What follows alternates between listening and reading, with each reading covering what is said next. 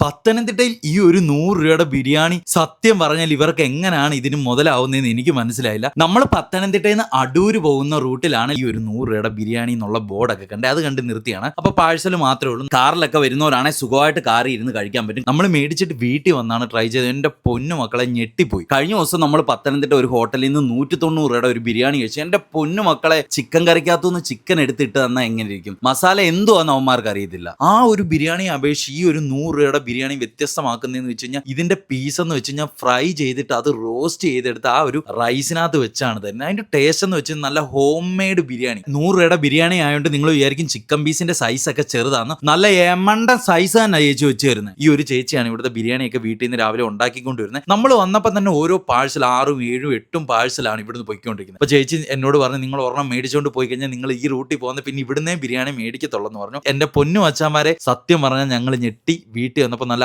കിടിലം ബിരിയാണി. അപ്പൊ നമ്മുടെ പത്തനംതിട്ടയിൽ നിന്ന് അടൂര് പോകുന്ന റൂട്ടിൽ സന്തോഷ് ജംഗ്ഷന്റെ തൊട്ട് താഴെയായിട്ട് ലെഫ്റ്റ് സൈഡിൽ ഒരു ചേച്ചി നടത്തുന്ന കുഞ്ഞു കടയിലാണ് ഈ ഒരു 100 രൂപയുടെ ബിരിയാണി കിട്ടുന്നത്. വീട്ടിൽ ഉണ്ടാക്കുന്ന ബിരിയാണി ആയതുകൊണ്ട് ഒരു മായവും കാര്യങ്ങളും ഒന്നും ചേരുന്നില്ല. അപ്പൊ നമുക്ക് വിശ്വസിച്ച് കഴിക്കാൻ പറ്റും മച്ചാന്മാരെ. ഇതുവരെ നമ്മളെ ഫോളോ ചെയ്തിട്ടില്ലേ? ഫോളോ കൂടി ചെയ്തു വെച്ചോ.